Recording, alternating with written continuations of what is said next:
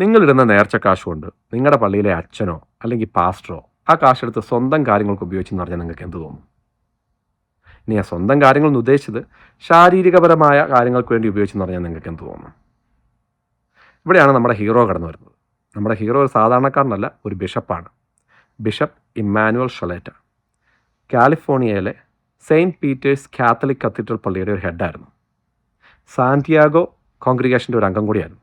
Anyway, ഈ വർഷത്തിൻ്റെ തുടക്കം പള്ളിയിലെ അക്കൗണ്ട്സ് ഒക്കെ എടുത്ത് നോക്കിയപ്പം കുറേ പണം മിസ്സിങ്. ഈ പള്ളിക്കാണ് ഇഷ്ടം പോലെ റെൻ്റൽ പ്രോപ്പർട്ടീസ് ഉണ്ട്. അപ്പം ഒരു മാസം വാടകയായിട്ട് തന്നെ ഏകദേശം $30,000, ഏകദേശം 30 ലക്ഷം രൂപ വരുന്നുണ്ട്. അത് മിസ്സിങ്. അത് മാത്രമല്ല, നേർച്ച കാഴ്ചകളായിട്ട് വരുന്ന അക്കൗണ്ട്സിലും കാശ് മിസ്സിങ്. അപ്പോൾ ഇതിനെപ്പറ്റി പള്ളി അംഗങ്ങൾ ഒരു റിസർച്ച് നടത്തിയപ്പോഴാണ് മനസ്സിലായത്, നമ്മുടെ ഈ ബിഷപ്പ് എല്ലാ മാസവും എല്ലാ ആഴ്ചയിലും മെക്സിക്കോയ്ക്ക് പറക്കുന്നുണ്ട്.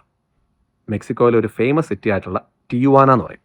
ഇനി ടിയുവാന എന്തിനാണ് ഫേമസ് എന്ന് ചോദിച്ചു കഴിഞ്ഞാൽ അവിടുത്തെ ബ്രോത്തൽ ഹൗസുകൾക്ക്. ബ്രോത്തൽ ഹൗസ് എന്ന് പറഞ്ഞു കഴിഞ്ഞാൽ വേശ്യാലയങ്ങൾക്ക്. അപ്പം അവിടുത്തെ ഹോങ്കോങ് ജെന്റിൽമാൻസ് ക്ലബ്ബ് എന്ന് പറഞ്ഞാൽ ഫേമസ് ആയിട്ടുള്ള ബ്രോത്തൽ ഹൗസിലെ മെയിൻ അംഗമാണ് നമ്മുടെ ബിഷപ്പ്. സിമ്പിളായിട്ട് പറഞ്ഞു കഴിഞ്ഞാൽ പള്ളിയിലെ വരുമാനവും നേർച്ചക്കാഴ്ചയൊക്കെ എടുത്തുകൊണ്ട് ബിഷപ്പ് നമ്മുടെ മെക്സിക്കോയിൽ ചെന്നൊരു പ്രാർത്ഥനയ്ക്ക് പോയതാണ്. പ്രാർത്ഥനയൊക്കെ കഴിയുമ്പോൾ സാധാരണ അച്ഛന്മാർക്ക് ഇങ്ങോട്ട് പൈസ കിട്ടുന്നത്, പക്ഷേ ബിഷപ്പ് അങ്ങോട്ട് പൈസ കൊടുക്കുമായിരുന്നു.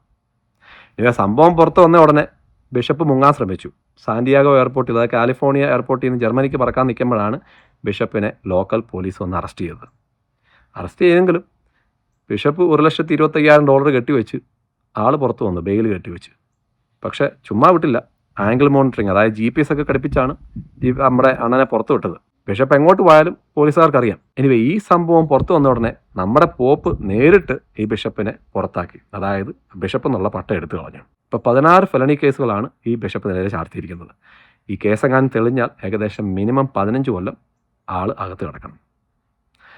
എനിവേ, എല്ലാ അച്ഛന്മാരും എല്ലാ പാസ്റ്റർമാരും ഇങ്ങനെയാണെന്നല്ല, പക്ഷേ ചില ആൾക്കാർ കാണിച്ചു കൂട്ടുന്ന ഓരോ കാട്ടായം കാരണം പാവപ്പെട്ട കുറേ ആൾക്കാർക്ക് ചീത്തപ്പേര്.